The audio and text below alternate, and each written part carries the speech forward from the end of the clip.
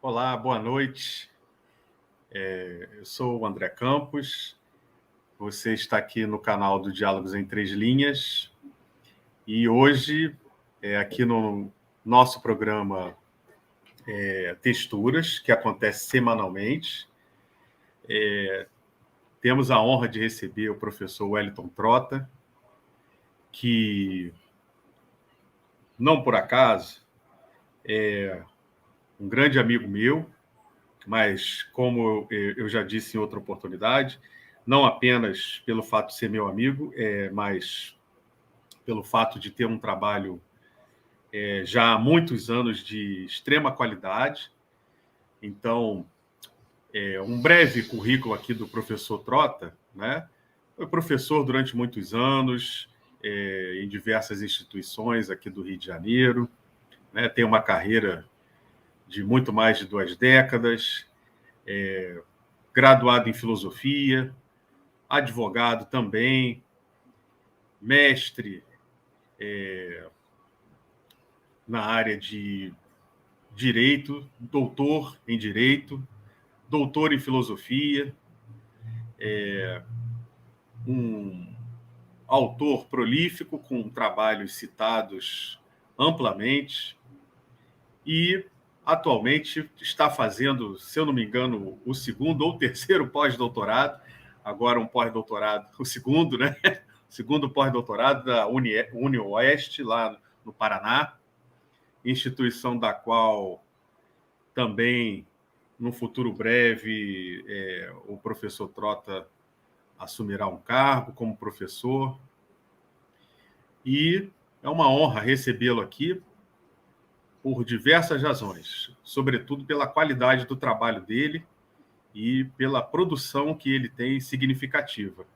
Hoje ele está aqui para falar sobre uma temática muito interessante, que é a ética é redutível à política, segundo Aristóteles, né? É uma questão que ele nos coloca e vejamos aí como será a apresentação do professor Trota. Muito boa noite, professor Trota, a palavra está com o senhor. Boa noite, meu camarada e amigo, professor André Campos da Rocha. Estou à sua disposição. Primeiramente, desejo agradecer pela honra do convite e de estar aqui falando para o seu público. E espero, vamos assim dizer, espero que o convite que você me fez, eu espero estar à altura do convite que você me fez. Espero estar à altura da sua expectativa e à altura também do público que nos assiste agora. Muito obrigado mesmo. E gostaria só de destacar, antes de tudo, que eu estou fazendo um pós-doc lá na UniOeste, em filosofia, cujo tema é a justiça distributiva em Aristóteles e Agnes Heller, sob a supervisão, orientação e aconselhamento do professor doutor Jadir Antunes. Muito obrigado, Campos. Bem, então a palavra está com você, Trota. Muito obrigado. Vamos lá. Quando o meu amigo Campos me convidou para fazer essa pequena apresentação, ele me deu assim a total liberdade de escolher um tema para discutir com vocês hoje. E o tema que eu escolhi vem a partir de uma reflexão da professora Marilena Chauí, do seu livro muito bom, Introdução à História da Filosofia, volume 1. Já está no volume 2. Espero que ela consiga fazer o volume 3, 4, 5, que ela, na página 462, ela, a partir do início da Ética Nicômaco, faz uma observação de que todas as ciências, e Aristóteles diz isso, sobretudo a ética, ela é redutível à política. Em que sentido a ética é redutível à política para Marilena Chauí? É uma grande professora, é uma grande filósofa e com uma produção importante. Eu acho que no Brasil nós temos que separar as opções políticas das pessoas e sabermos dialogar um com os outros. Senão, nós não vamos para frente enquanto nação organizada sob um Estado, etc, etc. Então, a Marilena ela tem essa compreensão de que a ética ela é redutível à política. Mas o que me causa espanto nessa afirmação da filósofa Chauí é que na década de 90 ela tem uma produção muito importante e o partido ao qual ela pertence movimentou a sociedade brasileira dizendo que dentro da política deveria haver ética, ou seja, o lema era ética na política. E nas minhas leituras sobre Aristóteles, eu não quero me apresentar a vocês como especialista, eu cheguei a Aristóteles porque eu fiz 2 trabalhos importantes para mim, que é um trabalho que eu publiquei sobre a ética em Marx, e o segundo foi a ética em Edmundo Husserl, e encontrei nesses 2 grandes filósofos, o primeiro alemão e o segundo austríaco, elementos aristotélicos. Na obra do Marx, eu encontrei um entendimento do Aristóteles acerca do justo distributivo. Cada um segundo a sua capacidade e cada um segundo a sua necessidade. E na ética de Husserl, sobretudo nos seus textos chamado Renovação, lá na vida ética, no princípio da vida ética, no princípio da vida ativa, ele fala da melhor vida possível, que é o sentido de felicidade, que o Aristóteles também, na Ética Nicômaco, como na política, também fala de vida boa, felicidade, bem-estar, a melhor vida possível, etc. E tal. Então, eu gostaria de antagonizar a ideia da professora Marilena Chauí, dizendo que, em Aristóteles, tanto a ética não é redutível à política, como não existe política, não só do ponto de vista teórico, como do ponto de vista prático, não existiria política se não existisse ética. Porque é uma coisa muito interessante. O Aristóteles escreve um texto chamado Ética Nicômaco. É importante dizer que Aristóteles, segundo Diógenes de Laércio, parece que ele escreveu em torno de 400 obras, e só chegaram 48 por aí, e somente uma que ele escreveu para o público, que é a Constituição de Atenas, embora ele tenha estudado 100 e tantas constituições, ele tinha uma equipe de professores e estudantes no liceu, colégio que ele fundou, por volta de 335 a.C. em Atenas. Os textos do Aristóteles, com exceção da Constituição ateniense, são todos textos escritos para os seus alunos.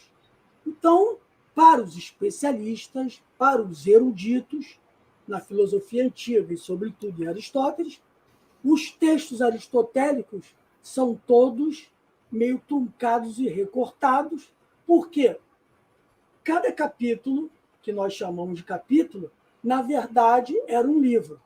Então, aquilo que nós chamamos de livro, que é a Ética Nicômaco, eles chamavam, a antiguidade chamava de obra. Por quê? Porque era um conjunto de livros.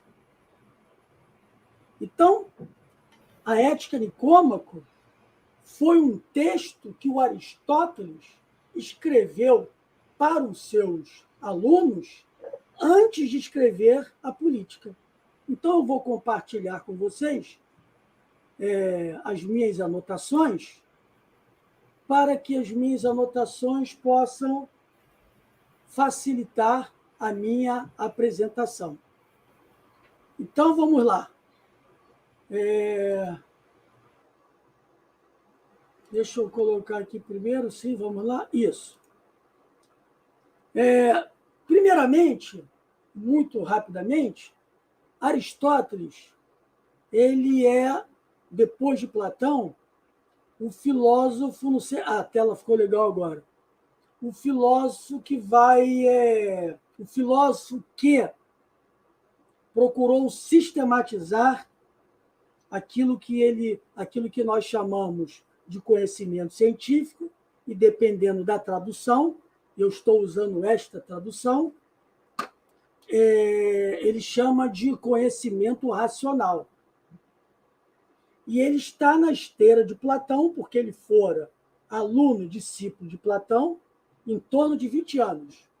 Ele chega na academia entre 17 e 18 anos e vem a sair da academia, 20 anos depois, com a morte de Platão e os destinos que a academia começava a tomar. E o Aristóteles achou por bem caminhar sozinho. Então, a academia platônica tinha dividido o conhecimento em lógica, ética e... lógica e, se eu não me engano, física. Se o Campos puder me corrigir, fique à vontade, tá legal, Campos? Por favor. Aqui é um diálogo, tá? Parece que o Platão dividiu o conhecimento em lógica, ética e, se eu não me engano, física. Alguma coisa relacionada assim. O Aristóteles está neste caminho, mas ele diz que o conhecimento científico ou o conhecimento racional está dividido em 3 grandes campos. O teorético, que é a busca da verdade pela verdade, em que ele destaca 3 grandes sub-ramos, que é a física, o outro é a matemática, e o outro ele chama de filosofia primeira ou teologia, que por diversas razões passou a ser chamado de metafísica. Eu não sei se eu estou com o texto aqui para mostrar para vocês.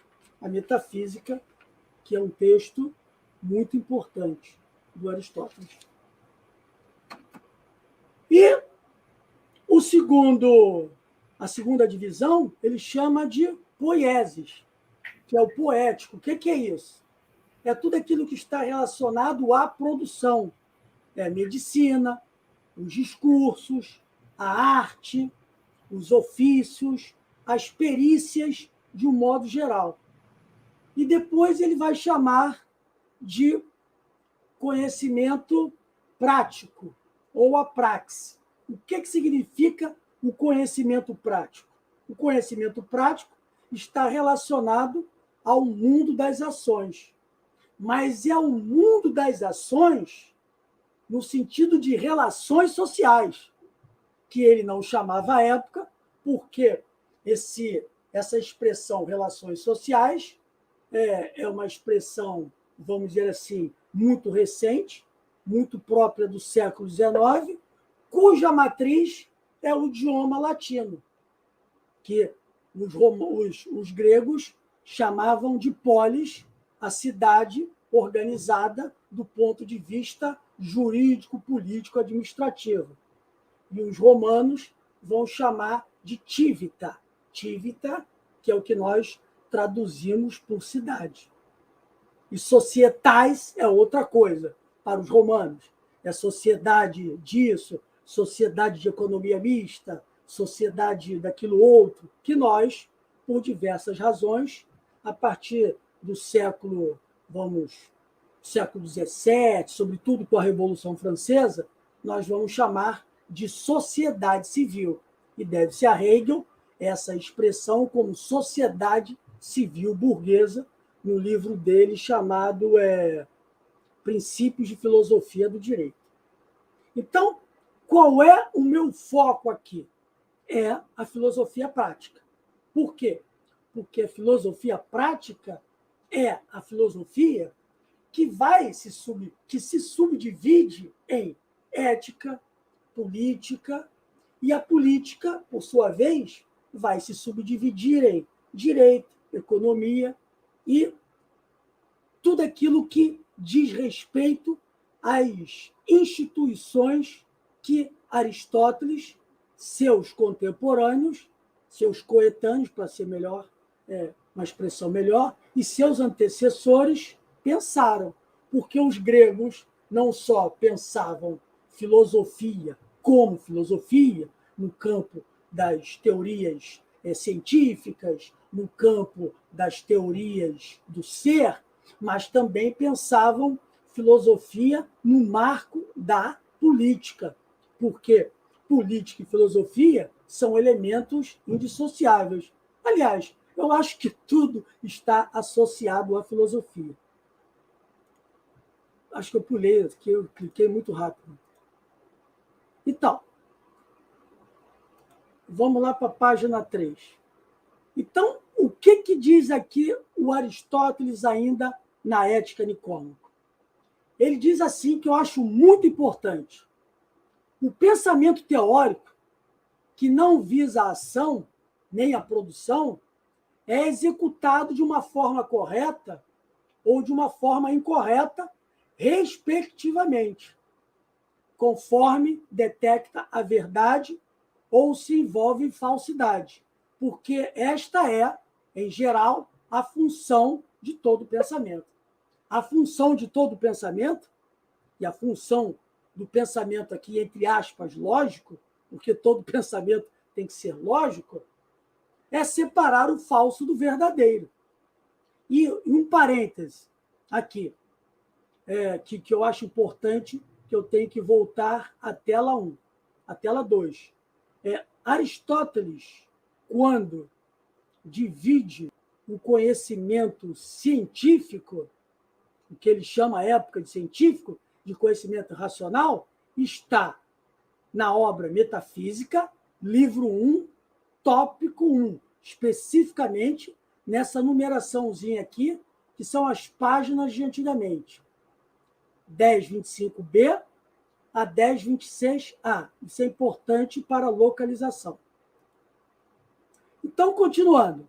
Contudo, a função do pensamento prático, ou seja, a função do pensamento que tem como objeto de investigação, que tem como objeto de reflexão as relações humanas, é mais propriamente a de obter a verdade, que corresponde à intenção correta. O princípio da ação e a decisão, isto é, enquanto origem da motivação, não enquanto fim em vista. Por outro lado, o princípio da decisão e a intenção é um cálculo dirigido para um objetivo final. Por esta razão, não há decisão sem um poder de compreensão, nem sem processo compreensivo, nem, finalmente, sem a disposição do caráter. Na verdade, agir bem e o seu contrário não existem na ação sem o pensamento teórico, nem sem a disposição ética. Então, o velho Aristóteles, ao contrário de muitos que tentam colocar vamos dizer assim, a filosofia prática ou a ciência política, como alguns chamam, procuram colocar esse sub-ramo do pensamento científico, teórico, racional de Aristóteles como um elemento que não é tão racional quanto os elementos da filosofia teorética. Isso não é verdadeiro. A grande distinção é que, para Aristóteles, aquilo que ele chama de filosofia teorética, ou aquilo que ele chama de, vamos dizer assim, deixa eu ver como é que ele fala bem claramente aqui, deixa eu voltar, o que ele chama de conhecimento teorético, ou pensamento teorético, tanto faz, é que esse campo se destina a compreender os objetos sem nenhuma finalidade no campo da produção, que é o fazer da perícia, que é o fazer artístico, que é o fazer médico, e que procura uma verdade, mas uma verdade que tenha uma resposta imediata, e também é distinto da filosofia prática, que procura uma resposta imediata no campo das relações humanas, no campo das relações políticas e no campo das relações sociais. Mas Aristóteles faz essa, vamos dizer assim, ele nos chama a atenção para o fato de que a filosofia prática, a praxe, ou a ciência política, ou a ética, ou a política propriamente dita, são campos do pensamento racional. Portanto, racional, logo procura o quê? A verdade. Porque a filosofia para Aristóteles não é outra coisa senão a busca da verdade. Isso é uma coisa muito importante. Então, de acordo com o filósofo italiano, colega da professora Chauí, Henrique Berti, ou para os puristas, Enrico Berti, ele, na sua obra Razões de Aristóteles, ele diz que a ciência política, ou sabedoria política, ou perícia política, ela tem por objeto o estudo do bem da cidade, e tal bem é justiça. E que essa ciência política ela é demarcada, ou ela está subdividida em ética e política. Então, ética é um campo da filosofia que pergunta pela... Vamos lá para a próxima tela aqui, por favor. E esse quadrinho que eu fiz aqui foi justamente levando em conta um Enrico Berti e também levando em conta um grande filósofo inglês, que é o David Rawls, que é um grande aristotélico inglês, que já faleceu, obviamente. O Berti parece que ainda está entre nós. Espero que fique por bastante tempo, porque ele é um grande estudioso. Então, esse quadro que eu fiz aqui foi inspirado no Rawls, que eu não preciso explicar, porque vocês rapidamente entendem que é o sentido do conhecimento, e aqui é o conhecimento necessário, que é o saber teorético, depois é aquele contingente, que é o mundo propriamente da produção da ação humana, né? Da produção humana é a arte, e o que nos interessa aqui é a sabedoria prática, que é a ciência política, ou é a filosofia prática, que vai se subdividir em política, que é a ciência da cidade, e a ética, que é a ciência que muitos chamam de indivíduo, mas que a grande preocupação é com a escolha, o fim da escolha, o motivo da escolha, a consciência da escolha, etc, etc, etc. Espero que esse quadro tenha ajudado. E, continuando, a partir do próprio Aristóteles, eu gostaria de especificar para vocês o que significa esse saber prático.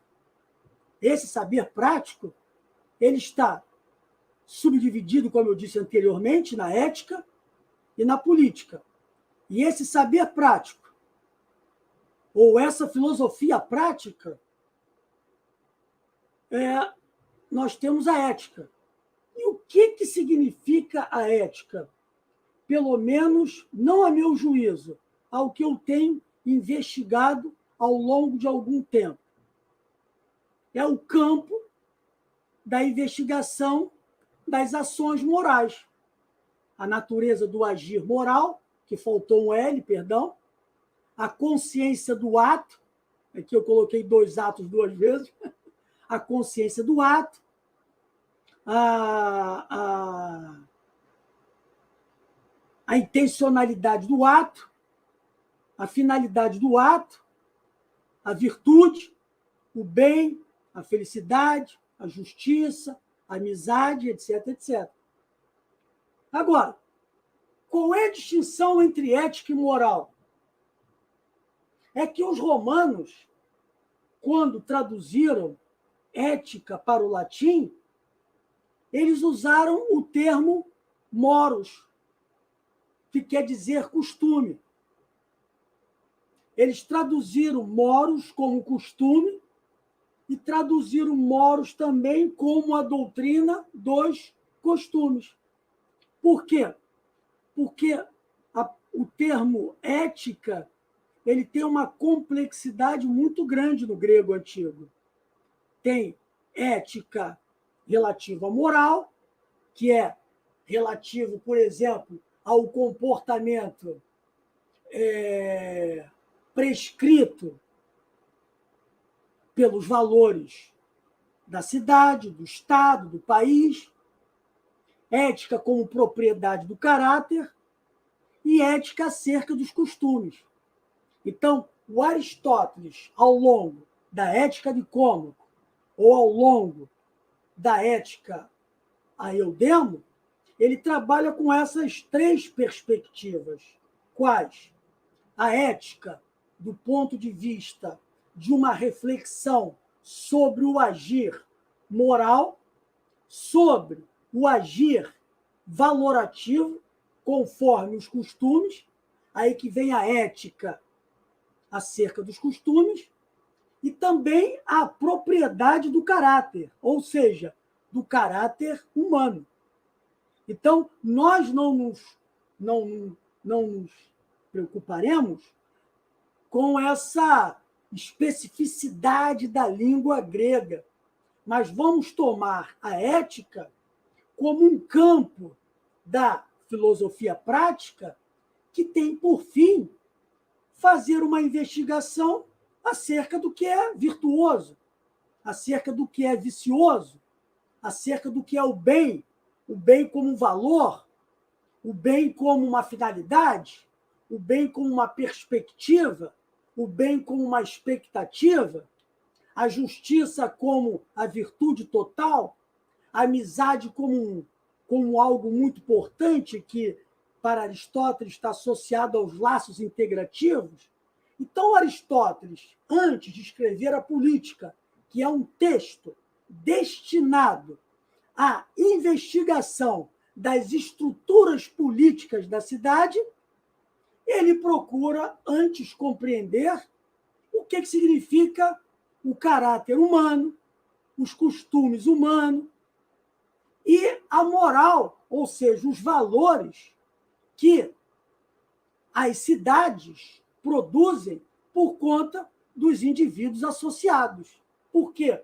Cidade, para Platão, ou polis, é uma comunidade. e essa comunidade, os indivíduos compartilham sentimentos, interesses, perspectivas, etc. Então, eu acho que isso tem que ficar gravado para nós entendermos por que eu coloco em dúvida se a ética é redutível à política em Aristóteles. Que a ética é redutível à política em Hobbes e em Maquiavel, sem sombra de dúvida. Mas em Aristóteles, eu tenho dúvida. Continuando. E o livro Ética Nicômaco, deixa eu abrir também aqui uma outra tradução para ver se isso me ajuda. Ajuda? Espera aí, deixa eu entrar aqui não para mostrar para vocês, mas sim, eu abri aqui no meu computador a Ética Nicômaco. Infelizmente, eu posso me levantar, ô Rocha, para mostrar para a galera o livro? Posso, né? Então, com licença, galera. Deixa eu mostrar para vocês aqui. Deixa eu mostrar o livro que eu acho importante. Agora, eu não sei se está aqui ou eu já tirei daqui. Tá legal? Mas eu acho que está aqui em cima, ou eu levei para algum lugar. Mas o livro que eu estou utilizando também na tela, eu tinha separado de manhã. Ah, está aqui. Não, não está aqui. Eu tinha separado pela manhã e eu confesso que eu não sei onde eu coloquei. Mas o importante é que o livro Ética Nicômaco, que eu peguei aqui na minha tela, ele foi traduzido pelo Mário Cury e publicado pela editora da UNB. E... Não, já achei. Aqui. Eu sabia que eu tinha separado. Está aqui. Ética Nicômaco. Uma grande tradução, segundo os especialistas e os meus antigos professores. Nesse texto, aliás, na Ética Nicômaco, e aqui eu estou fazendo uma divisão da Ética Nicômaco, uma estruturação conforme a tradução da forense universitária que eu mostrei anteriormente para vocês, que é uma tradução do Antônio Castro Caeiro, que é uma tradução portuguesa, de Portugal, que a editora forense apenas fez alguns acertos para ficar conforme o português que nós temos mais familiaridade aqui no Brasil. Então, vejam como a Ética Nicômaco está dividida para o estudioso, o aristotélico Antônio Caeiro. Né? Os livros 2 e 5, livro 1, o 2 a 5, o livro 6. Só que o livro 5 tem uma especificidade, a meu juízo. Ele deveria ter colocado o livro 5 como estudo da justiça, da virtude total, né? Porque para Aristóteles, a justiça ela tem um caráter de virtude total, como se a justiça englobasse todos os elementos da virtuosidade. E eu não tenho como compartilhar aqui, mas a tradução do Mário Cury e os estudos que o Mário Cury faz, são mais extensos e profundos que o do Caeiro. Então, quem tiver a oportunidade de baixar o livro Ética Nicômaco, da editora UNB, vocês vão observar que tem mais os livros 1 a 8, eles trabalham com mais elementos do que propriamente do que propriamente o livro, não, de 1 a 10, né? De 1 a 10, que tem mais elementos do que da tradução feita pelo Caeiro. O Caeiro, ele é muito sintético, né? O livro Ética Nicômaco tem, a obra Ética Nicômaco tem 8 livros. E a Política, do Aristóteles, é que tem 8 livros. A Ética tem 10, e a Política tem 8 livros, né? 8 livros. É muito importante isso, 8 livros. 8 livros que parecem, na verdade, um batalhão de livros.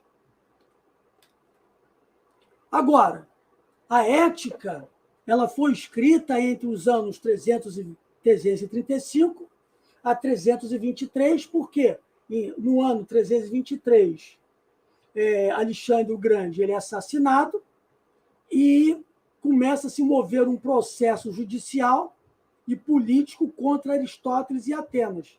E ele resolve sair de Atenas em 323 e vem a falecer em 322. Então, é um texto que tem 10 livros e, na verdade, a Ética Nicômaco é um texto que procura o quê? Procura racionalizar as paixões, né? Porque a filosofia grega ela tem 3 armas de combate. A episteme, que é o conhecimento verdadeiro, contra a doxa, que é a opinião. O logos, que é o pensamento racional, contra as paixões. E o outro elemento, não, o logos fica melhor contra o patos mesmo, né? Contra as paixões. E a outra arma da filosofia é justamente fazer uma investigação sobre os valores que os homens produzem, que os seres humanos produzem, em que medida esses valores são racionalmente positivos e como estruturar uma sociedade a partir desses valores socialmente positivos e o papel da cidade, que é o papel da política, em transformar os valores socialmente negativos em valores socialmente positivos. Então, a filosofia grega, a meu juízo, ela tem essas 3 ferramentas. A lógica, o logos, o conhecimento científico e aquilo que o Aristóteles sintetizou muito bem, que é a filosofia prática, como a junção de ética com política. E eu extraí da ética uma passagem inicial, como eu também extraí da política uma passagem inicial. Então, vamos ler essas 2 passagens para nós entendermos o significado da ética para a política segundo Aristóteles. Começa Aristóteles. Toda perícia e todo processo de investigação, do mesmo modo, todo procedimento prático e toda decisão parecem lançar-se para um certo bem, ou seja, vai em direção a um certo bem. É por isso que se tem dito acertadamente que o bem é aquilo porque tudo anseia. Parece, contudo, haver uma diferença entre os fins. Uns são, por um lado, as atividades puras, outros, por outro lado, certos produtos que delas resultam, para além delas, o produto do trabalho. Há, pois, fins que existem para além das suas próprias produções. Então, o Aristóteles está dizendo, de outra maneira, que toda ciência, que toda arte, que toda investigação, que toda reflexão, que todo procedimento prático, tudo, tende a um determinado bem. Um bem como um valor e um bem como fim. E logo no início da política,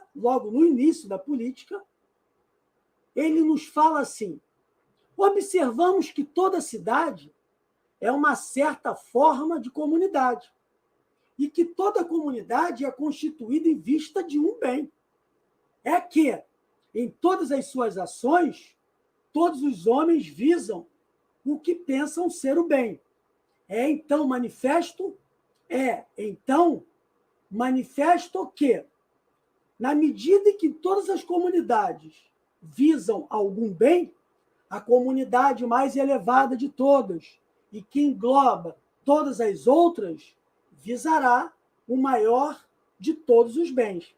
Esta comunidade é chamada de polis, aquela que toma a forma de uma comunidade de cidadãos.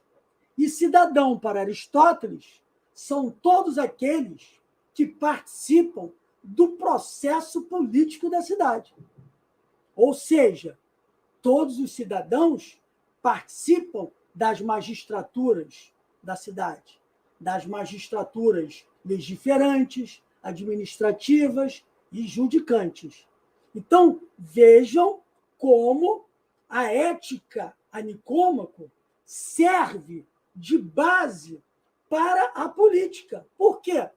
Qual é o grande bem que os homens ou seres humanos procuram? O Aristóteles vai dizer: a felicidade. Só que ele, ao longo dos livros 1, 2, 3, e o último, o 10º, ele faz uma longa investigação sobre o significado de amizade. Amizade não, de felicidade, que passa pela prosperidade, passa pelo prazer, passa pela honra política e chega ao que ele chama de especulação, da vida contemplativa, da vida teórica, da vida em busca da verdade. Mas isso deixa mais lá para frente. O que eu desejo mostrar para vocês, nesses dois trechos, um da ética Nicômaco e o outro da política, é que, se a ética Nicômaco faz uma investigação sobre a felicidade, que é um objeto da reflexão ética, da reflexão do que nós chamamos hoje da filosofia moral, o papel da cidade, que é uma comunidade de cidadãos, que é uma comunidade de indivíduos livres e iguais, essa comunidade deve buscar a felicidade. Por isso que essa comunidade, segundo Aristóteles, pensa em justiça, pensa numa educação comum. Aristóteles não defende a educação privada. Aristóteles defende o que nós chamamos hoje de educação pública, porque a educação pública que consegue reverter algumas anomalias que nós mesmos produzimos, né, com os nossos equívocos. Então, é papel da sociedade, não é o papel do Estado desvinculado da sociedade, é o papel da sociedade imprimir no Estado um tipo de educação que o Estado tem que administrar para nós que desejamos ir às universidades, às escolas, aprendermos o conhecimento científico e, ao lado do conhecimento científico, uma reflexão sobre a nossa condição humana, uma reflexão ética, uma reflexão política acerca das relações humanas. Então, vamos para a nossa próxima tela. Bem, o que o Aristóteles está colocando aqui na Ética Nicômaco? Ele está colocando na Ética Nicômaco, lá no livro 10, o seguinte problema. Será que, depois de apresentado... Eu não sei se eu pulei alguma tela aqui. Deixa eu ver aqui, deixa eu voltar. Desculpa, galera. Deixa eu voltar que o meu mouse, às vezes, ele sai correndo. Eu não sei se eu pulei. Não pulei, não. Então está aqui. O Aristóteles coloca lá no último livro da Ética Nicômaco, que trata sobre educação não, que trata sobre felicidade, ele faz as seguintes perguntas. Será que, depois de apresentada uma caracterização nos seus tratos essenciais destas coisas, das excelências do caráter humano, ou seja, das virtudes do caráter humano, da essência da amizade e da natureza do prazer, podemos pensar que se atingiu o objetivo proposto? Ou não será, antes, verdade, tal como foi dito, que o fim em matérias de ação humana não consiste em constituir teorias acerca de cada uma delas ou a ceder-lhes cognitivamente, mas antes, no próprio agir? Também acerca da excelência não se dá o caso de bastar conhecê-la, mas tem de se tentar possuí-la e aplicá-la. Ou, de qualquer outro modo, tornarmos-nos pessoas de bem. Se acontecesse que os discursos nestas matérias fossem por si sós suficientes para fazer de quem os escuta homens virtuosos, seria apenas preciso redigi-los. Então, Aristóteles está dizendo, olha, toda essa nossa discussão sobre virtude, sobre justiça, sobre amizade, sobre felicidade, tudo aquilo que consiste no caráter humano, vai ficar somente no plano da teoria? Vai ficar somente no plano da própria investigação? Por quê? Aristóteles diz, olha, se ficar no campo das letras, basta que o professor Campos leia o texto e nós nos tornaremos pessoas melhores. Claro, essas pessoas melhores, como pensava Aristóteles, ou pessoas melhores, como nós pensamos hoje diversamente, né? Hoje nós temos uma pluralidade de compreensões acerca do que significa uma pessoa boa. Mas o Aristóteles não está satisfeito com isso. Vamos lá para a próxima tela, que é importante para dar continuidade à minha exposição. Continua o Aristóteles na Ética Nicômaco. Não basta os jovens receberem uma instrução e terem uma ocupação correta. Mas, uma vez que se tiverem tornado adultos, têm também de pôr estas coisas em prática e acostumarem-se a elas. Precisamos, por isso, de leis que legislem nessas matérias, na idade adulta, porque as crianças ficam a cargo dos pais. E, em geral, durante todo o tempo da vida. Os muitos obedecem mais à força do que à palavra, e mais aos castigos do que aos bons exemplos. É por esse motivo que alguns pensam que os legisladores devem, ao mesmo tempo, encorajar e exortar a excelência os que estão mais avançados nesse sentido, em vista do esplendor da nobreza moral, na expectativa de que, pelas formas de habituação adequadas, estes hão de escutá-los. Impor, por outro lado, também castigos e multas aos que desobedecem e aos que são mal formados. E agora aqui tem o dado do Aristóteles, que é por natureza, e que a natureza aqui não tem o mesmo sentido de natureza como finalidade, mas como natureza, que é aquilo que é próprio do indivíduo. Claro que isso hoje é muito discutível por conta da psicanálise, da psicologia social, da sociologia, da antropologia e outras ferramentas teóricas. Mas, continuando, mas aos que são absolutamente incuráveis, a esses impõe a extradição, que é o exílio. Pois, enquanto o homem de bem é capaz de obedecer ao sentido orientador da nobreza da ação, o vil, ansiando sempre por prazer, será castigado pelo sofrimento como se fosse o animal a quem se aplica uma canga sobre o cachaço. Então, o que o Aristóteles está querendo dizer aqui nesta parte da ética, que eu acho muito importante? É que ele está ratificando a passagem anterior da ética. 181 está ratificando 180. Por quê?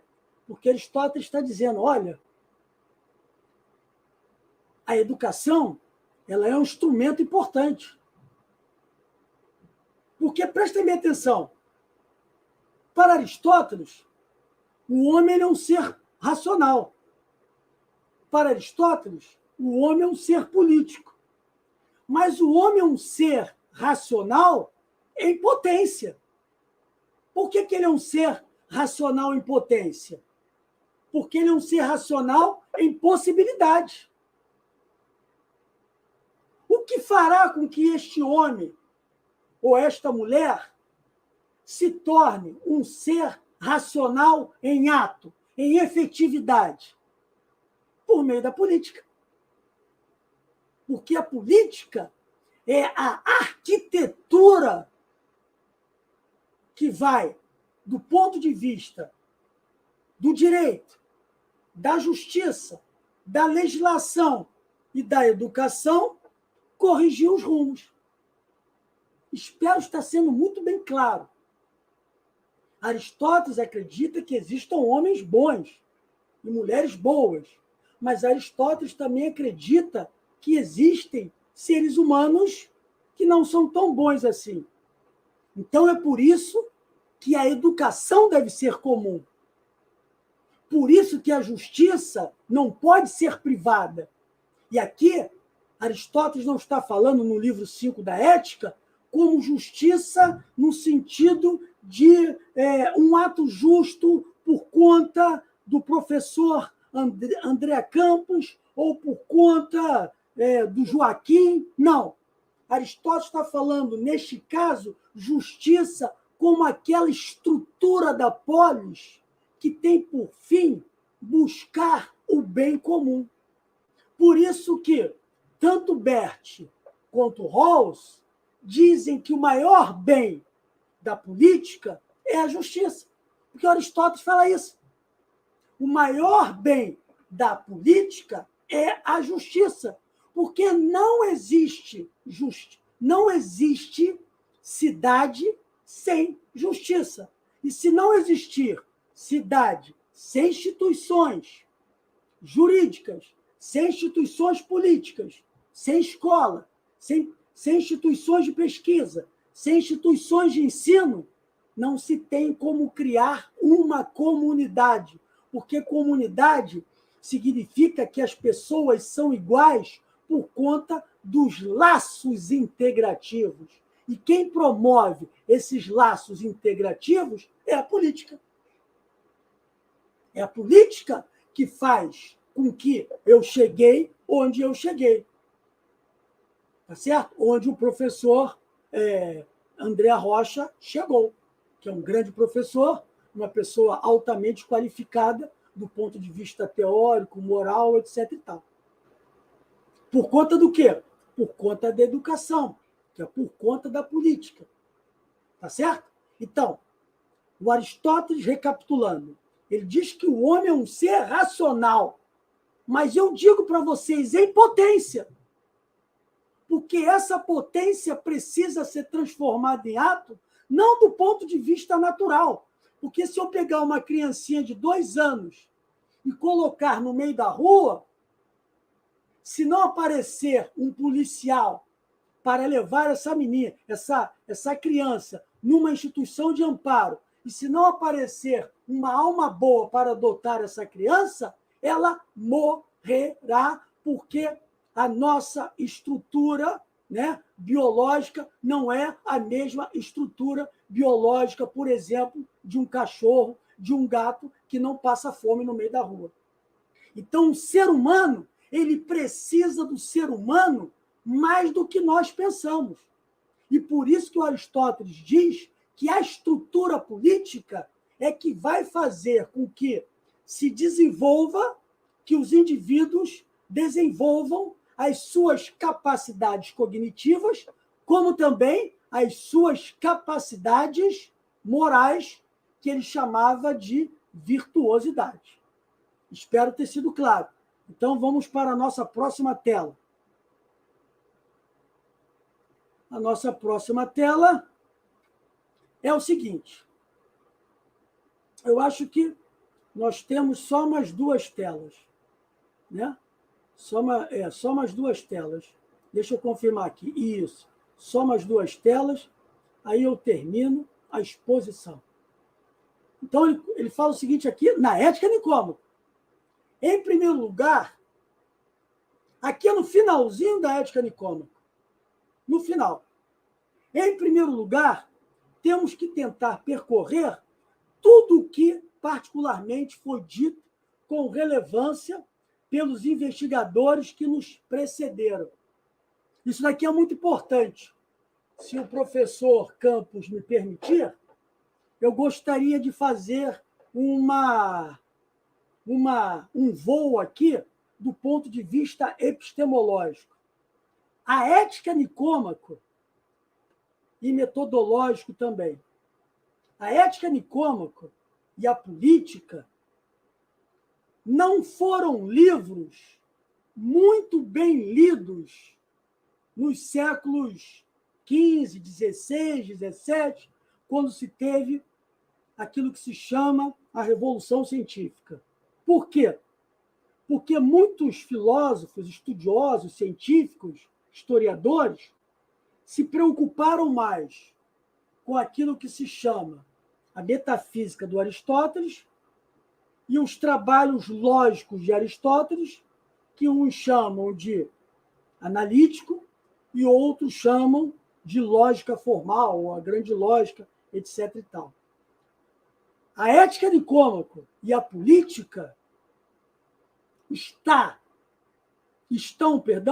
são obras que estão repletas de considerações, reflexões, apontamentos epistemológicos. Epistemológicos, ou seja, de indagações, reflexões, apontamentos do ponto de vista do que é ciência e do ponto de vista da metodologia, seja da pesquisa filosófica ou da pesquisa científica. Olha o que o velho Aristóteles aqui está dizendo. Em primeiro lugar, temos que tentar percorrer o que, particularmente, foi dito com relevância pelos investigadores que nos precederam. Porque o Aristóteles não é o Erasmo Carlos e nem o Roberto Carlos. Daqui para frente tudo vai ser diferente. Isso não existe. Uma espécie de Augusto Comte ou René Descartes, né? Daqui para frente tudo vai ser diferente, esqueçam tudo o que escreveram e vamos partir daqui. Isso não existe. E nada se parte do zero. Então, eu pediria que voltasse a tela novamente, por favor. Tá. Então, O que o Aristóteles está dizendo aqui é que não basta tão somente essas análises teóricas a partir das compilações das constituições, porque Aristóteles entendia a Constituição como um conjunto de instituições, que os gregos também chamam de governo. Não Constituição como nós entendemos, um livro formal em que tem a regra principal. Não. Quando Aristóteles chama constituições, é conjunto de leis e conjunto de instituições que organizam a cidade. Então, Aristóteles vai, ao analisar teoricamente, cada uma dessas questões, obtenhamos uma sensatez mais aguda de qual é a melhor constituição de todas. Que tipo de ordem traz cada constituição e de que tipo de leis e costumes devemos nos servir. Aí ele continua. Digamos, então, para começar, e aqui termina a Ética Nicômaco. O Aristóteles termina a Ética Nicômaco inconclusamente. E depois ele começa justamente com a política. Então, eu desejo discordar da grande filósofa Marilena Chauí, quando ela diz que a ética é redutível à política, porque o Aristóteles, lá no início da ética, lá no início da política, ele diz que todas as ciências estão submetidas à ciência política. Mas a ciência política não é política. A ciência política chama-se sabedoria prática. A ciência política chama-se filosofia prática, conhecimento prático. E o conhecimento prático, ou a ciência política, ou a perícia política, ou a filosofia prática, ela está subdividida em ética e política. E a política está subdividida em técnicas legislativas, economia, crematística, e etc, etc, etc. Então, eu entendo, né, bem melhor dizendo, que a ética não é redutível à política, como a política também não é redutível à ética. Aliás, eu entendo que esses dois livros, Ética Nicômaco e Política, deveriam ser publicados em conjunto com o título de Filosofia Prática, como Locke publicou os dois tratados acerca do governo civil. Ou como Hobbes escreveu o seu monumental tratado Leviatã, que é uma discussão fantástica do ponto de vista ético, epistemológico, político, geopolítico, teológico, religioso, etc, etc, etc. Agora, os tempos também eram outros, né? Os gregos não tinham essa perspectiva que os modernos tiveram e nós, contemporâneos, temos.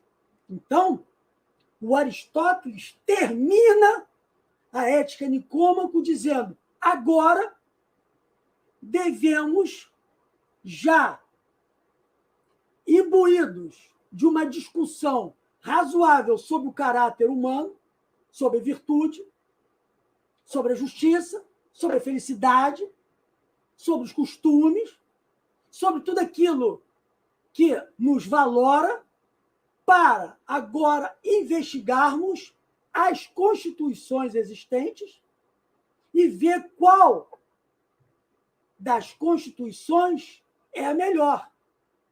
Claro que Aristóteles vai pensar uma constituição, assim como Platão pensou, uma forma de governo melhor, que ele dá o nome, ora politeia, ora constitucional. Termos muito ruins a tradução. tá certo? Termos muito ruins. Por quê? Porque o Aristóteles pega as constituições das oligarquias, das democracias, das aristocracias e tenta, numa síntese, pegar o que de melhor elas têm e jogar fora aquilo que antagoniza. E aquilo que antagoniza ele joga fora, e aquilo que pode ser recíproco e aquilo que pode ser conformado, ele cria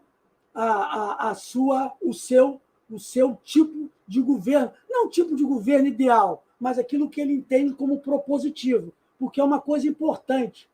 A ciência política aristotélica, que é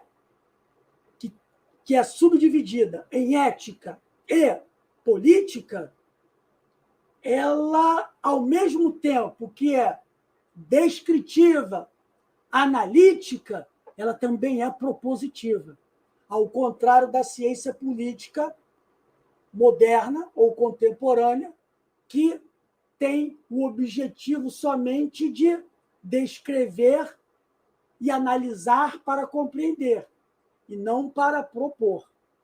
E, para terminar, eu queria a última tela, que essa última tela é, continuando o livro 1 da Ética Nicômaco, com o livro 1 da Política. Retomando, procuremos compreender agora, uma vez que todo saber e toda intenção tem um bem, porque anseiam, o que dissemos sobre a ciência política e o que ela visa atingir, e o bem que ela visa atingir, como sobre qual será o mais extremo dos bens suscetível de ser obtido pela ação humana. Quanto ao nome desse bem, parece haver acordo entre a maioria dos homens.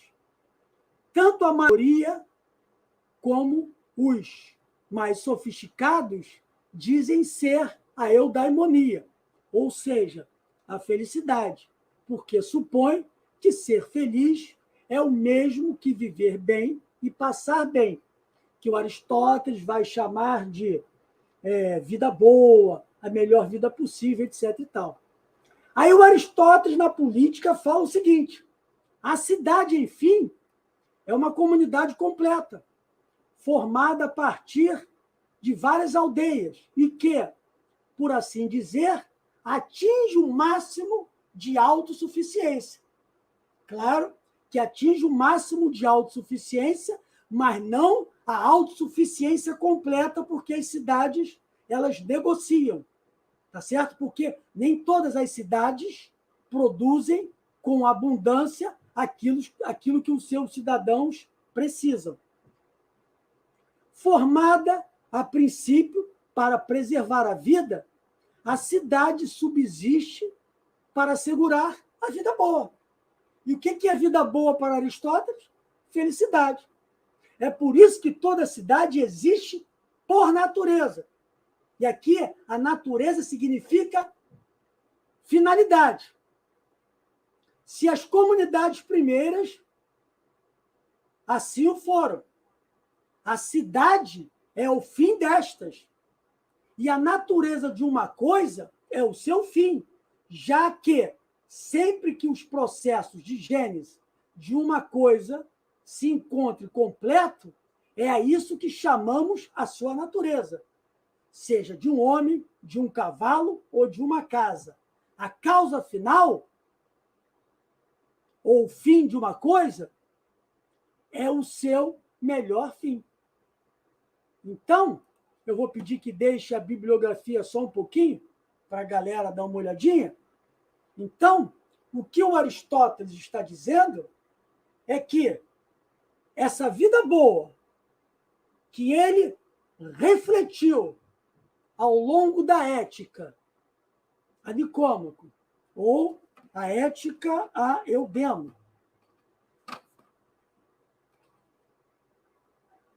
que ele refletiu com seus alunos e seus colegas professores, ele agora, na política, pretende o quê? A partir dos valores que ele entende como valores racionalmente positivos, investigar as constituições e das investigações dessas constituições, propor uma Constituição que possa fazer o amálgama entre o melhor caráter possível com as melhores normas jurídicas possíveis.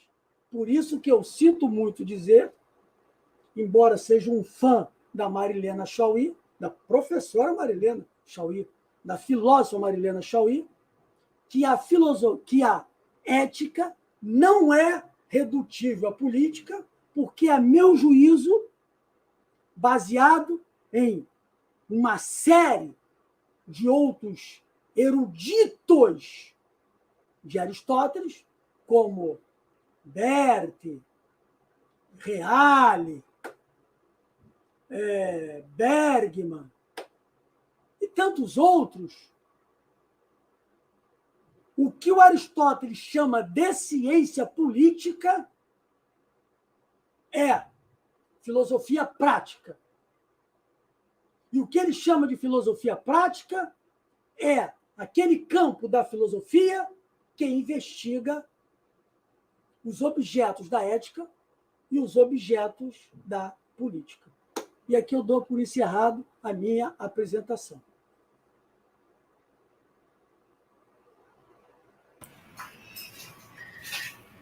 Muito bem, professor Wellington Trota. Excelente exposição, excelente apresentação.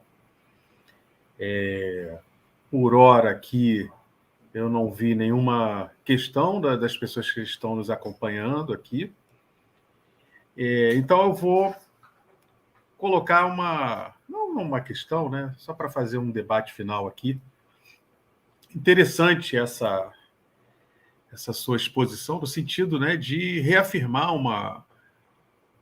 uma posição que parece ter se perdido com o tempo, que é o fato de que o Aristóteles ele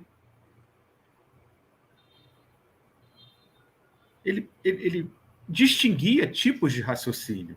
O raciocínio do tipo dedutivo, demonstrativo, ele não cabe ao universo do mundo, ao universo do prático, né? Então, os princípios lógicos, os princípios que regem a lógica clássica, identidade, não contradição e terceiro excluído, eles orientam os saberes do tipo matemática, física e metafísica, e não sobre os quais você não pode deliberar, né? E quando se trata do universo prático, por exemplo, como a sua apresentação deixou claro, né, que da ética, da moral, embora a racionalidade seja a grande mediadora, há um outro tipo de epistemologia que deve ser aplicada. Isso não implica num total descontrole das deliberações que são feitas tanto na política quanto na ética. Isso me lembrou o capítulo 4 do livro do Richard Hare, né, que é A Linguagem da Moral, quando ele fala sobre a questão dos... como é que ele fala? Decisões de princípio, né? Aí ele fala, existe um limite. O Hare fala lá, existe um limite para você ensinar as pessoas. Aí ele dá um exemplo, quando um instrutor ensina alguém a dirigir. Ele ensina princípios, mas o motorista vai deliberar, quando ele estiver na prática dirigindo, o que fazer. Se a curva deve ser mais aberta, mais fechada, etc. Isso não significa uma completa irracionalidade no ato de dirigir. E eu achei muito interessante a sua apresentação, porque acentua esse aspecto, porque eu vejo, às vezes, as pessoas tratarem o universo da política e da ética como o universo da irracionalidade. O universo do que tudo pode. Isso não é igual física, matemática, que são áreas nas quais eu não posso deliberar, é verdadeiro ou é falso. Então, vale qualquer coisa. Eu achei muito significativa, muito relevante e importante a sua apresentação, porque ela fica registrada aqui, espero que ela tenha ecoe aqui nas redes, para as pessoas refletirem sobre esse aspecto. Embora na política e na ética você possa deliberar, não é a esfera da irracionalidade. Você faz o que bem entende. Muito interessante essa sua questão, né, de que a educação, a política elas vão concorrer, né, a educação, a política, a ética, elas vão concorrer para a formação do ser humano, no sentido, né, de torná-lo melhor. Isso tudo foi muito interessante, eu julgo, né? Não é uma questão, não é uma pergunta, é só uma observação. Não, poxa, você é o que eu sempre falo para você nas nossas conversas assim de 3, 4 horas ao telefone. Eu não sei quem dorme primeiro, né? Mas como você, assim, eu sempre falei isso para você e volto a falar aqui para o seu público. É mais fácil um estudioso da lógica e da epistemologia, como você o é, né? Um estudioso fera da lógica e da epistemologia, claro que você também é um estudioso da metafísica, mas eu acho que você senta suas baterias nessas vertentes. Lógica, epistemologia e metafísica como forma de abarcar os outros campos da filosofia. Eu uso o instrumento da política e do direito. Que talvez eu tenha menos capacidade lógica do que você, então eu vou pelo lugar mais fácil. Mas, como você trabalha com o núcleo duro da filosofia, eu acho que você entendeu perfeitamente, e eu não. Falta de conhecimentos que você tem, e falta também de tempo, nós temos uma limitação, mas você colocou a coisa muito bem colocada, que o Aristóteles diz o seguinte: não espere de um político o mesmo tratamento lógico das questões políticas que um matemático tem que ter com uma matemática. Ele dá o exemplo do carpinteiro. Por isso que eu digo que os caras lá os caras ficam feios, né? Os teóricos lá dos séculos XVI, XVII, XV, quando começaram a desbancar o Aristóteles, claro, ele cometeu uma série de equívocos, mas eles não observaram que a ética nicômaco também é um tratado epistemológico. Não sei se estou sendo claro, Campos, que ele fala assim, olha, o ângulo para o matemático tem que ser tratado com alto rigor. Mas para um carpinteiro, não, pô. Ele tem que ser tratado com rigor para a especificidade, para fazer a cadeira, para fazer a mesa, entendeu? Para fazer a porta. Então, são racionalidades que você colocou muito bem, distintas. Né? Você falou legal. Você vai para uma autoescola, o cara te explica, faz uma série de simulações, mas ele vai ao trânsito com você e lá no trânsito ele vai dizendo, você tem que abrir assim, você tem que fazer a curva dessa maneira, Ou seja, aquela parte teórica não é suficiente. O que é suficiente é aquele instrumental prático para fazer uma relação entre o teórico e aquilo que se diz prático. Mas o prático não é o prático no sentido de eu pegar esse cortador de unha e cortar minha unha. O prático que o Aristóteles está falando é das relações humanas, né? O problema todo é que o grego está muito longe, o idioma grego do Aristóteles está muito longe do nosso tempo e nós temos muita dificuldade em buscar as palavras para tentar traduzir da melhor forma possível o pensamento dele.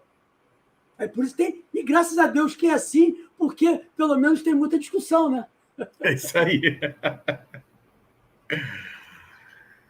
Bem, professor, eu agradeço a sua Eu que agradeço. Sua generosidade de compartilhar os seus vastos conhecimentos aqui conosco. Foi uma honra, um prazer. Obviamente, para além, né, do nosso encontro hoje, essa conversa vai se estender, né? Ela vai se estender certamente. Então, é isso. Muito obrigado, agradeço. Gostaria já de forma de me adiantar e dizer que gostaria de convidá-lo outras vezes. Conte comigo. Vai ser uma honra para nós aqui do Diálogos em Três Linhas. Agradeço a sua participação em nome da professora Lúcia Arruda, do professor Jair Reis. Professora Lúcia Arruda. E, enfim, muito obrigado. Se você quiser dar uma palavra final ou já está encerrado, a gente pode encerrar o nosso encontro de hoje de forma... Agradeço imensamente o convite, André, e estamos juntos. Um abraço a todos também. Um abraço, boa noite a todos. Muito obrigado aí por mais esse encontro no nosso canal Diálogos em Três Linhas, esse programa que se chama Texturas, e hoje foi um Texturas especial. Boa noite a todos. Muito obrigado.